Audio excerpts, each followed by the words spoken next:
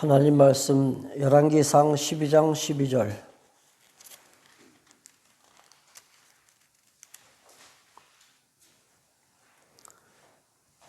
열왕기상 12장 12절부터 15절까지 봉독하겠습니다.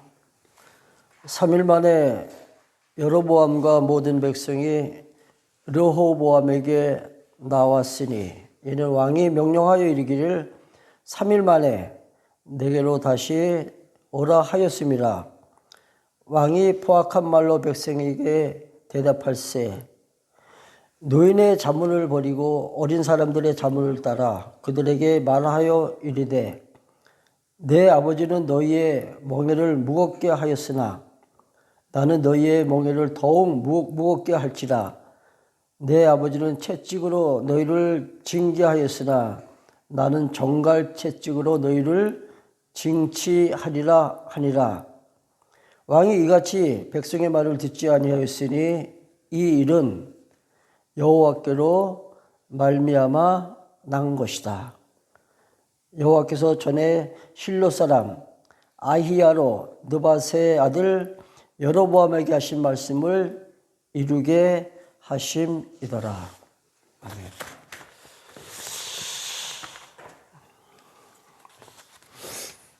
솔로몬 왕이 이제 죽자 그 아들 르호보암이 그 왕위를 이어 계승받았습니다.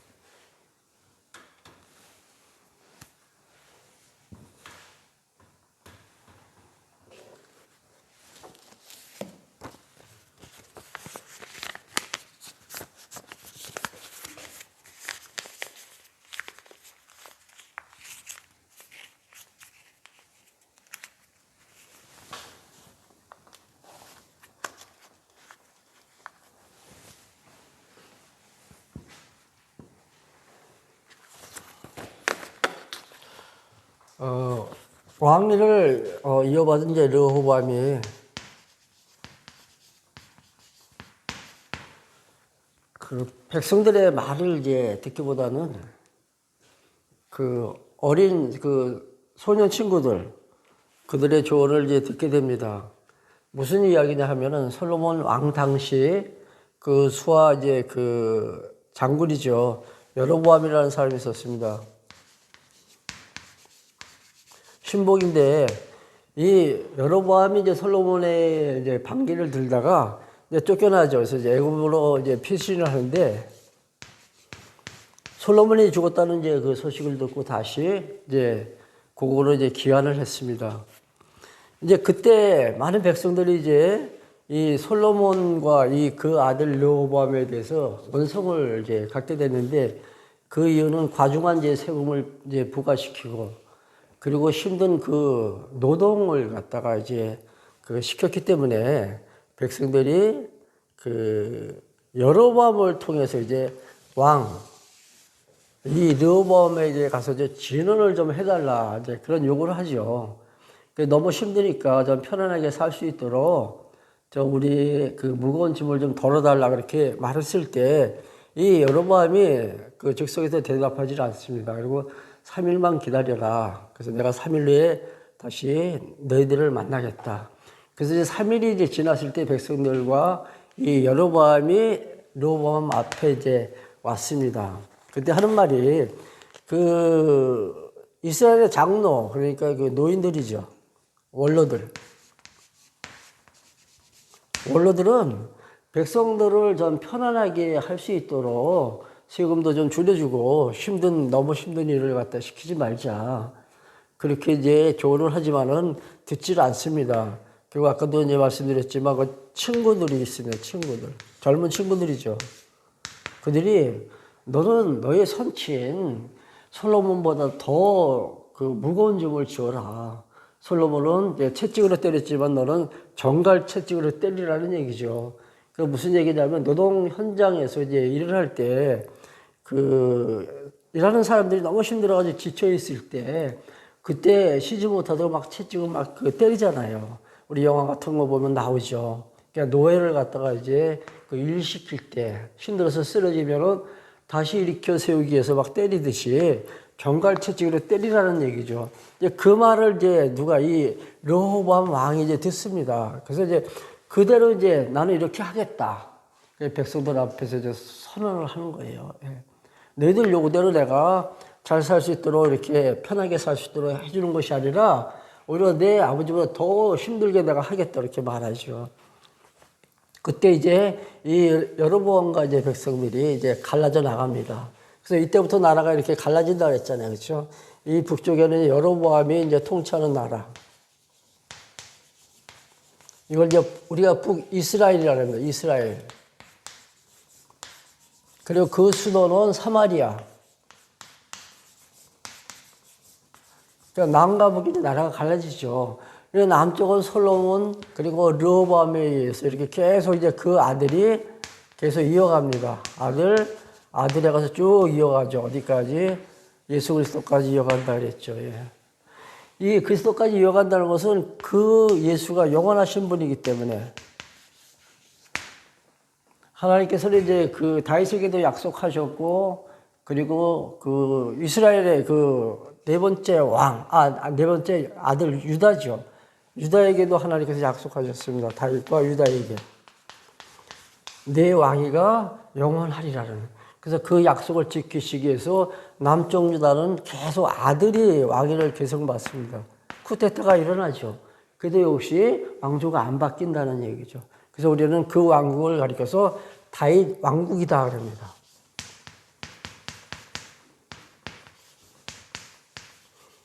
이 남쪽의 다윗 유다 왕국은 수도가 어디예요? 예루살렘이죠.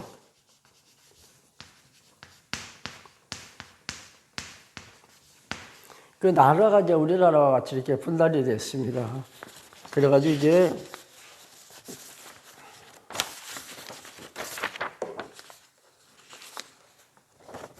분단이 됐는데 그 이전에 우리 지난 시간에 공부했듯이 그 아히야 선지자라고 있었잖아요. 그러니까 이 여로보암이 솔로몬을 이제 피해서 이제 도망갈 때 애굽으로 도망갔다 했잖아요.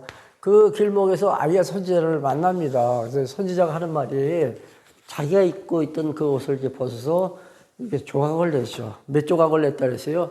12조각을 냈습니다. 12조각. 이 12조각은 12지파를 가리키는 거죠. 그래가지고 이 여로보암에게 10조각을 주죠. 더 자세히 우리가 보면은 10지파 반을 여로보암에게 줍니다. 그래서 이 북쪽 이스라엘이 이제 10지파 반이 따라갑니다. 그 나머지 한 지파는 유다왕, 그 다음에 므낫세 반지파죠. 그러니까 그 요셉의 아들이 그 므낫세하고 에브라임이죠. 근데 그 므낫세의 반지파와 그 다음에 유다지파만이 이제 남쪽 유다 왕국을 이어가는 거예요. 그러니까 북쪽은 이제 10지파 반이 따라갑니다. 그때 이제 아히야 선지자에게 이렇게 예언한 이 예언대로 지금 되어가는 거죠. 그러니까 지금 이 르호보암이 그 장로들 원로의 말을 듣지 않고 친구들의 말을 들었을 때부터 벌써 나라는 분열의 조짐이 시작이 되는 겁니다.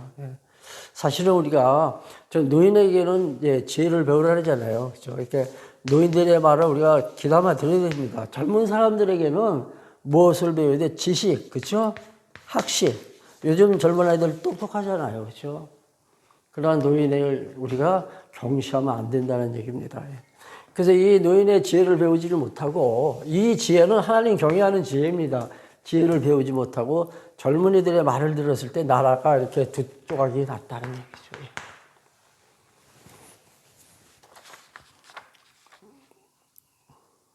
자, 우리 읽은 본문 한번 다시 한번 보겠습니다. 14절이죠. 14절. 어린 사람들의 자문을 따라 그들에게 말하여 이르되 내 아버지는 너희의 멍에를 무겁게 하였으나 나는 너희의 멍에를 더욱 무겁게 할지라. 내 아버지는 채찍으로 너희를 징계하였으나 나는 정갈 채찍으로 너희를 징치하리라 하니라. 왕이 이같이 백성의 말을 듣지 아니하였으니, 자 보세요. 왕이 누구의 말을 들었어요? 원로의 말을 듣지 않고 젊은 사람들, 친구들의 말을 들었으니 이 일은, 그렇게 나오잖아요. 이 일은 여호와께로 말미암아 난 것이다. 그 이전에 누구에게 그 예언을 했다 했습니까? 전에 실로 사람 아히야로 느밧의 아들 여로보암에게 하신 말씀을 이루게 하십니다. 이렇게 지금 갈라지는 것은 이 아히야, 이 선지자를 통해서 하신 그 예언을 지금 이루어 가시는 과정이죠. 예, 그렇죠? 이루어 가시기 위해서 이 르호보암으로 하여금 누구의 말을 듣게 하셨다고요? 젊은 친구들의 말을 듣게 하셨다는 얘기죠. 그러니까 이 르호보암이 사실 지혜가 있었다면은 사실 그 노인의 말을 들었겠죠. 원로의 말을. 그러나 하나님께서 이 르호보암을 어떻게 미련하게 하신 거죠. 어리석게, 우둔하게 하셨다는 얘기죠. 그러니까 지혜는 하나님께서 주셔야 돼요. 내가 머리가 좋아서 똑똑해서 내가 하나님을 잘 섬기는 것이 아니죠. 예. 하나님께서 주시는 이 지혜 가지고 우리가 하나님을 섬겨나가는데 하나님이 이 르호보암을 미련하게 하시니까 그가 미련한 생각을 한 거예요. 그래서 그 결과 나라가 이렇게 두툼하게 났습니다. 자, 17절 한번 보시고요. 17절. 그러나 유다 성읍들에 사는 이스라엘 자손에게는 르호보암이 그들의 왕이 되었더라. 자, 남쪽 유다에는 누가 왕이 됐어요? 르호보암이 왕이 되었고, 그렇죠? 그리고 또 하나 보겠습니다. 20절. 온 이스라엘이 10지파 반이죠. 온 이스라엘이 여로보암이 돌아왔다 함을 듣고 사람을 보내 그를 공회로 총하여 온 이스라엘의 왕으로 삼았으니, 자, 이 북쪽 이스라엘은 10지파 반이 여로보암을 지금 왕으로 삼았다. 왕으로 삼았으니 유다 지파 외에는 다윗의 집을 따르는 자가 없느니라. 유다 지파는 다윗의 집, 이 다윗과 솔로몬의 이 왕위를 계승해서 이어가는 이 유다 지파는 누구예요? 다윗의 집을 따르는 자가 유다 지파 외에는 없다는 얘기죠. 그러니까 유다 지파와 므낫세 반지파입니다. 예, 반지파. 더 확실히 정확하게 말하면 유다 지파와 므낫세 2분의 1. 예. 그들 외에는 없었다. 예. 그래서 나라가 이제 이때부터 갈라졌습니다. 예. 갈라지게 하시는 분이 하나님이시라는 얘기죠. 하나님께서. 우리나라 남북이 이렇게 갈라진 것도 하나님께서 지금 갈라놓으신 거잖아요. 그렇죠? 김정은이가 말을 안 듣는다. 그 남북 협상이 안 되는 것도 김정은 탓이다. 그건 표면적으로 우리가 그렇게 보일 수 있겠지만은 아니에요. 하나님께서 지금 그렇게 하고 계시다는 얘기죠. 왜? 왜 하나님께서 그렇게 하실까요? 나는 여호와다. 이걸 우리 꼭 기억하자는 얘기죠. 당신 여호와 되심을 지금 드러내시겠어요. 내가 한다. 내가. 아까 우리 요절에서 말했죠. 본문에서 나왔잖아요. 이 일은 내가 한 것이다. 여로보암이 한 것도 아니고, 그렇죠? 내가 한 것이다. 21절 보시기 바랍니다. 21절. 르호보암이 예루살렘에 이르러 르호보암입니다. 유다 온 족속과 베냐민 지파를 모으니 택한 용사가 18만 명이라. 이스라엘 족속과 싸워 나라를 회복하여 솔로몬의 아들 르호보암에게 돌리려 하더니, 이게 무슨 말입니까? 이게 남쪽 지금 유다 지파에 있는 이 유다 사람들하고 이 베냐민 지파 사람들 몇 사람이에요? 몇 사람입니까? 18만 명. 군사가 18만 명. 18만 명을 지금 모집한 거예요. 왜? 북쪽 이스라엘을 치기 위해서. 치려고. 그래서 다시 그 북쪽을 점령하기 위해서 지금 그 전쟁을 준비하고 있는 겁니다. 예. 그 치료 막 올라갈 때 하나님께서 하신 말씀이에요. 22절. 하나님의 말씀이 하나님의 사람 스마야에게 임하여 이르시되 솔로몬의 아들 유다왕 르호보암과 유다와 베냐민 온 족속과 또 남은 백성에게 말하여 이르기를. 아까 제가 므낫세라는가요? 베냐민 반지파. 베냐민 반지파. 죄송합니다. 예.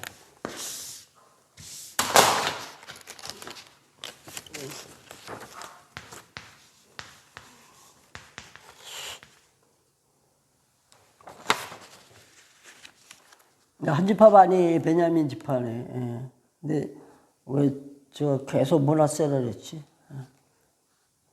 베냐민 온 족속과 그 남은 백성에게 말하여 이르기를 여호와의 말씀이 너희는 올라가지 말라. 어디로? 북쪽을 향해서 올라가서 싸우지 말라는 얘기죠. 예. 올라가지 말라. 너희 형제 이스라엘 자손과 싸우지 말고 각기 집으로 돌아가라. 싸우지 말라는 얘기죠. 그 이유는 뭐예요? 그 다음에 나오죠. 이 일이 나로 말미암아 난 것이라 하셨다 하라. 하나님께서 하신 일이잖아요. 하나님께서. 우리 교회가 지난 우리 예배 시간에 잠깐 제가 언급을 했지만 저 갑자기 우리들 이렇게 지금 어떻게 보면 갈라졌잖아요. 그렇죠? 몇 살 되지도 않지만 거기서 갈라진 거예요. 지금. 누가 하셨어요? 하나님께서 하셨어요. 원망하지 말라. 싸우지 말자. 위축되지도 말고,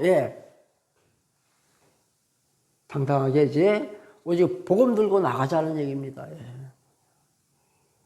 만사는 하나님께서 다 주장하십니다. 하나님께서 하시는 일을 우리가 가타부타 할 수 없잖아요. 그렇죠?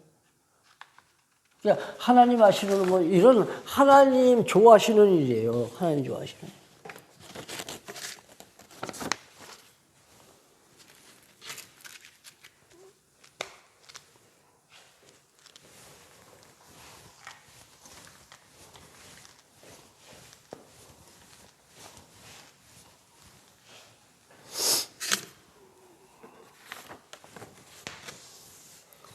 이 나라를 이렇게 가르치는 것이 하나님의 선이라는 얘기죠. 이 선은 좋을 선이죠. 그죠? 하나님이 싫어하시는 일이 아니라 하나님 좋아하시는 일이라는 얘기예요. 갈라지는 것이. 그러니 우리는 하나님께서 하시는 일에 우리가 그냥 감사함으로 따라갈 뿐이에요. 내가 하나님께 나가서 안 됩니다, 하나님. 다시 이렇게 합쳐주세요. 이런 요구도 할 수 없다는 얘기죠.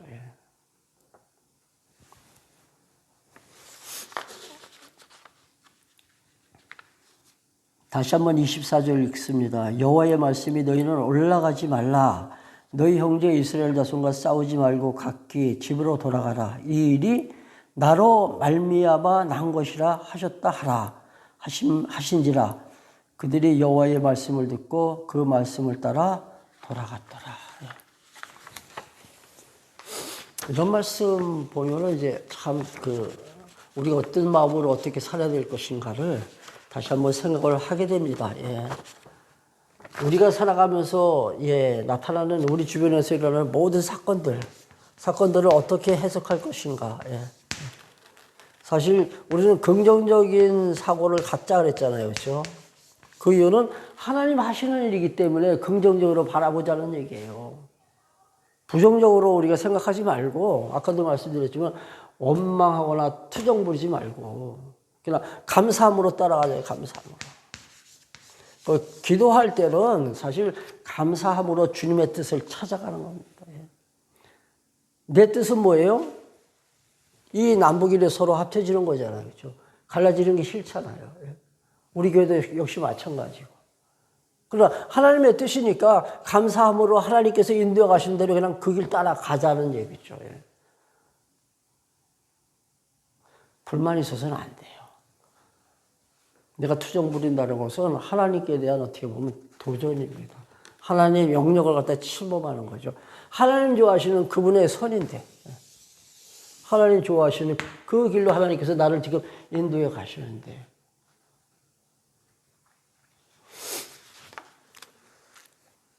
사실 쉽지 않은 말씀입니다. 예, 우리가 이렇게 말씀을 드리고 있지만은 사실 받아들이기 이렇게 쉽지 않은 말씀들이에요. 그러나 성경이 진리입니다. 예. 성경 하나님의 말씀이고. 예.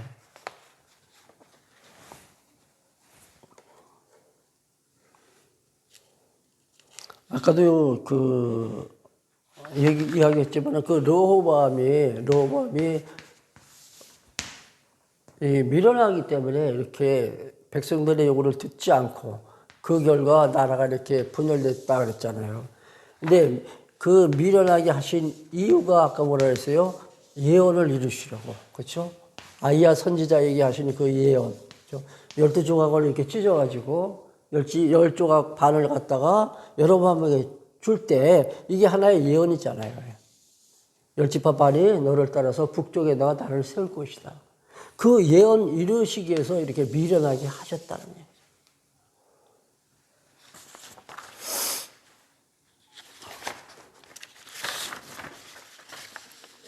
자, 13장 보시면은 이제 이런 내용이 나옵니다. 13장에 보면은 하나님의 선지자가 있습니다. 하나님의 선지자가 예루살렘에서부터 베델까지 올라가는 그 길목에서 하나의 사건을 이제 만나게 됩니다.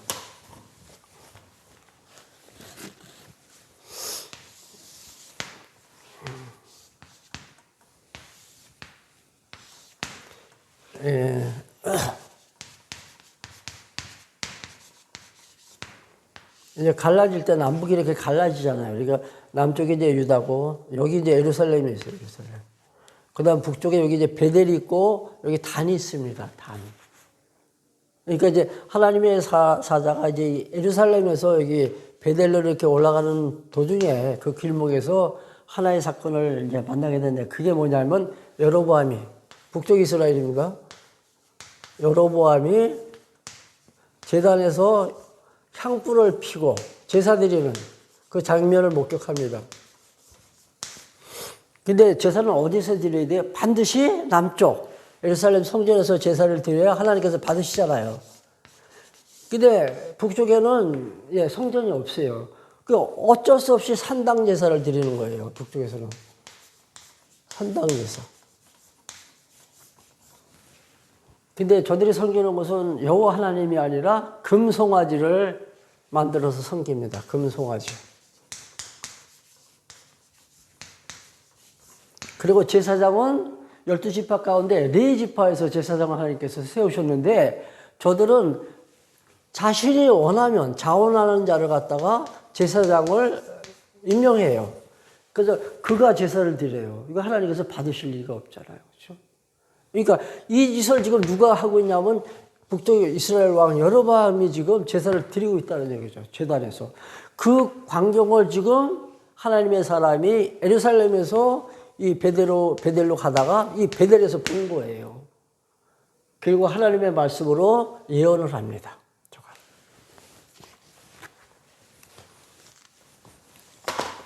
이제 열왕기 이제 상하 이렇게 공부하다 보면 이제 표적적인 사건들이 많이 나옵니다. 예언도 나오고. 근데 이 표적이랑 이 예언을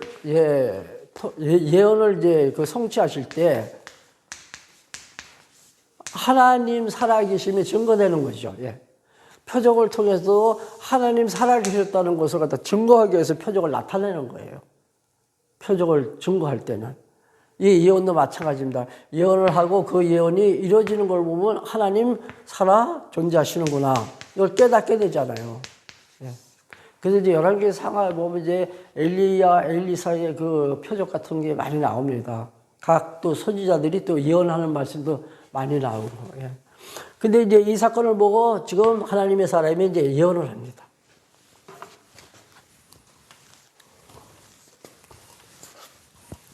13장에 쭉 읽어보면 이제 그런 내용들이 나와요.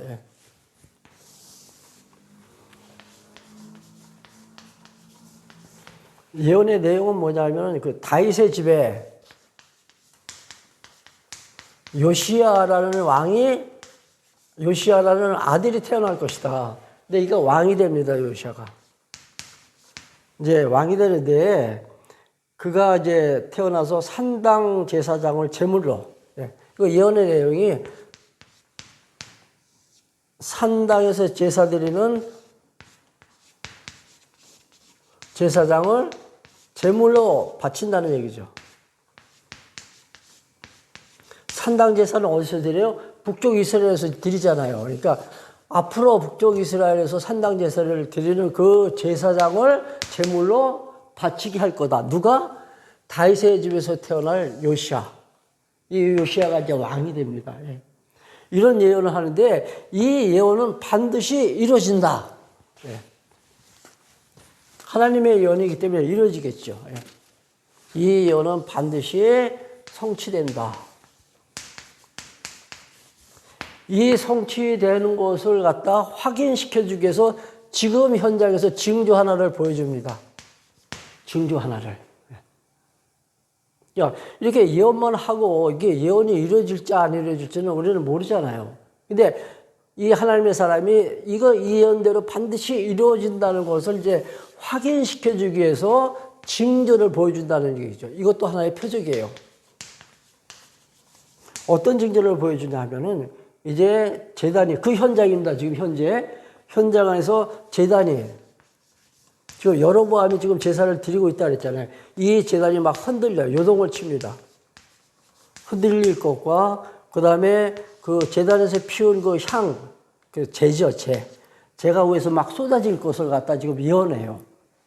예언을 했는데, 그 예언대로, 그대로 이루어져요. 그 내용이 이제 3절 한번 보세요. 3절. 13장 3절입니다. 그날에 그가 징조를 들어 이르되 이는 여호와께서 말씀하신 징조다. 제단이 갈라지며 그 위에 있는 재가 쏟아지리라 하매 여로보암 왕이, 이게 지금 예언을 하는 거죠. 그때 여로보암 왕이 하나님의 사람이 베델에 있는 제단을 향하여 외쳐 말함을 들을 때 제단에서 손을 펴며 그를 잡으라 하더라. 그를 향하여 편손이 말라 다시 거두지 못하. 그러니까 이제 이 흔들린다 그러니까 왕이 제단 잡아라 하면서 자기가 잡는 거예요. 이게 딱 잡는 순간에 마비가 돼버렸어요. 손이 마비가 됐다는 얘기예요. 그러니까 이제 여로보암이 그 하나님의 사람에게 다시 회복시킬 수 있도록 하나님께 이제 기도해달라 그랬죠. 그래서 이제 마비된 그 손을 갖다 다시 회복시켜 줍니다. 회복시켜 줄 때 그때 나타나는 현상이 하나 있어요. 자, 그렇습니다. 3절. 아니, 죄송합니다. 2절. 하나님의 사람이 제단을 향하여 여호와의 말씀으로 외쳐 이르되 제단아 여호와께서 이같이 말씀하시기를 다윗의 집에 요시야라 이름하는 아들을 낳으리니 그가 네 위에 분향하는 산당 제사장을 네 위에서 제물로 바칠 것이요 또 사람의 뼈를 네 위에 살리리라. 아까 제가 그 예언할 때 제사장을 제물로 바치고 그다음 사람의 뼈를 어떻게 불로 다 살라버리겠다 이런 예언을 했어요. 근데 이 예언이 앞으로 그대로 이루어집니다. 그 예언이. 근데 그 예언이 이루어질 것을 이제 지금 징조로 지금 보여준다 그랬잖아요. 자, 4절. 5절입니다. 5절. 하나님의 사람이 여호와의 말씀으로 보인 징조대로 제단이 어떻게 되세요? 갈라지고, 지금 현장에서 갈라지고 있다는 얘기죠. 제단이 갈라지며 재가 제단에서 쏟아진지라. 방금 예언한 대로 지금 그 어떻게 징조를 보여준 대로 제단이 막 흔들리고 재가 위에서 막 쏟아지는 거예요. 이것을 지금 징조로 보여주는 그 의미는 뭐예요? 지금 장차 요시야 아들이 태어나가지고 너희들 북쪽 이스라엘 그 제사장, 그 산당 제사장들을 갖다 제물로 바치고 그다음에 뼈를 불로 다 불태워 버리겠다. 이 예언도 앞으로 반드시 이루어질 것이다. 그대로. 근데 언제? 이로부터 300년 후입니다. 300년 후에 이게 나타나요. 이게 이제 열왕기 하에 나오죠. 그 부분을 잠깐 이제 보겠습니다. 열왕기 하 펼쳐보세요. 열왕기 하 23장입니다.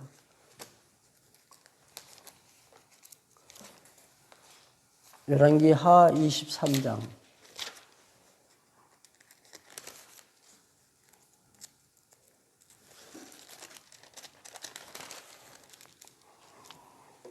(15절) (16절)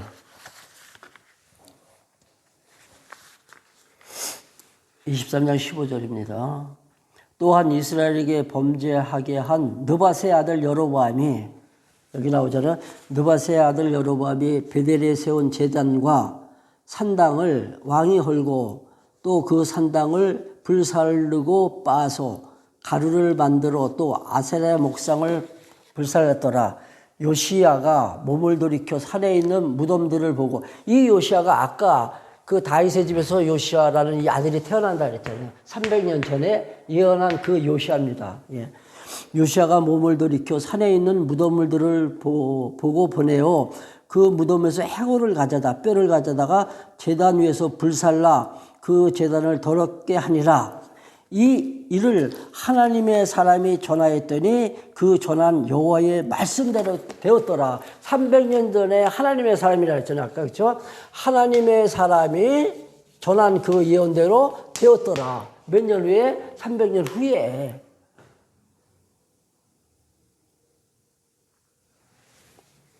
하나님께서는 한번 언약하신 것을 반드시 이루시는 여호와시라 했잖아요. 우리는 이와 같은 이스라엘의 역사를 왜 공부해야 됩니까? 왜?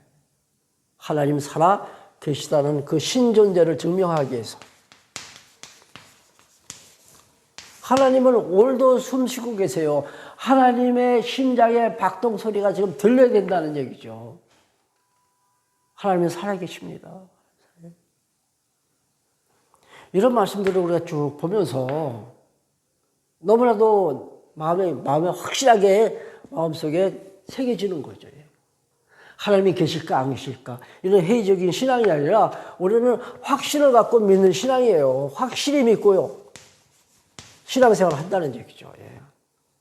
이럴까 저럴까가 아니라 그분은 분명히 오늘도 살아 존재하시고 당신께서 창조하신 우주 만물을 섭리하시고 보존해 나가신다는 얘기죠. 한 절만 더 볼게요. 20절 보세요. 20절. 또 거기 있는 산당의 제사장들을 다 제단 위에서 죽이고, 그렇죠? 제사장들을 이제 제물로 바친 거죠. 제단 위에서 죽였다는 것은 제물로 바쳤다는 얘기예요. 사람의 해골을 제단 위에서 불사르고 예루살렘으로 돌아왔더라. 누가? 요시야 왕이.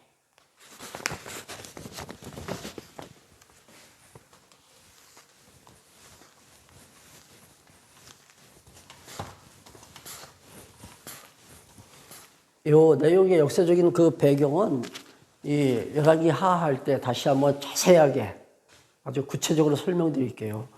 그 남북이 이렇게 갈라지는데 북쪽은 721년에 그렇죠? 아수리에서 멸망당했다 그랬죠. 아수르.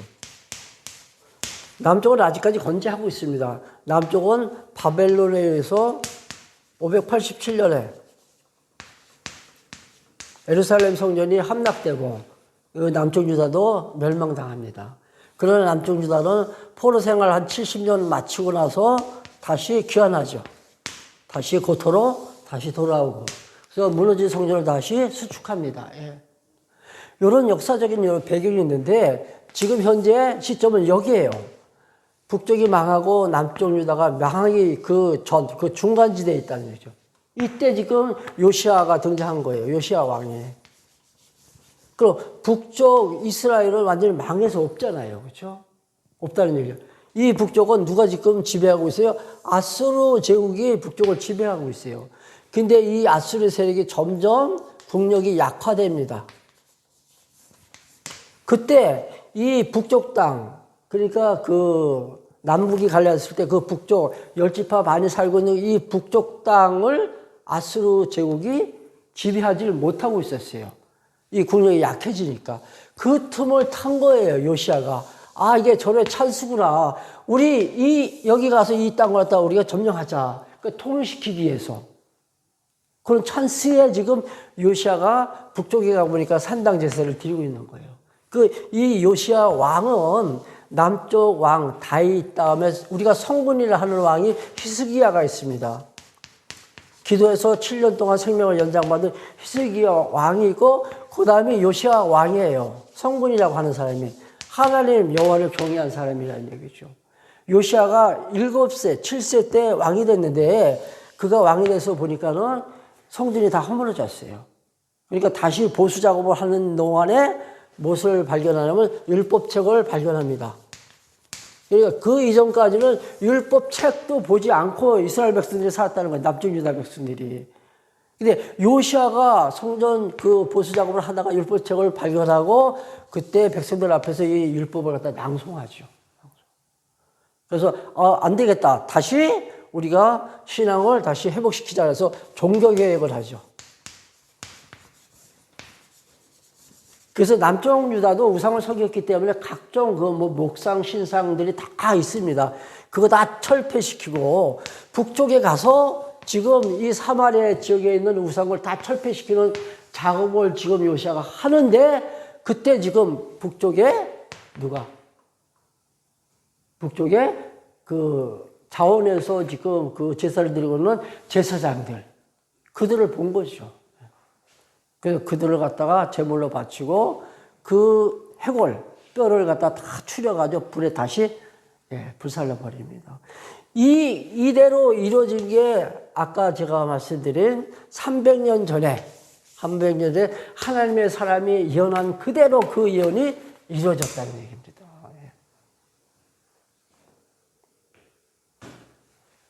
이게 우리가 그냥 역사적인 내용만을 우리가 공부하는 게 아니죠. 이 역사가 우리에게 주는 의미가 과연 무엇인가.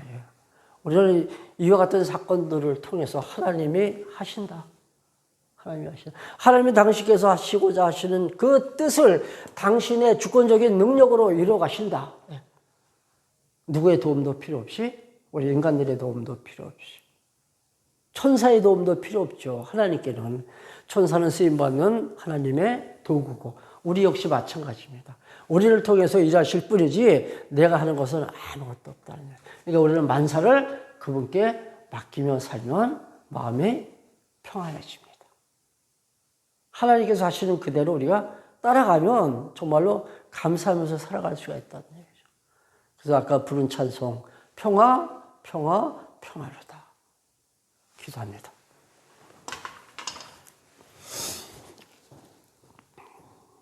하나님 아버지, 우리가 말씀 속에서 당신의 모습을 찾아보게 하옵소서.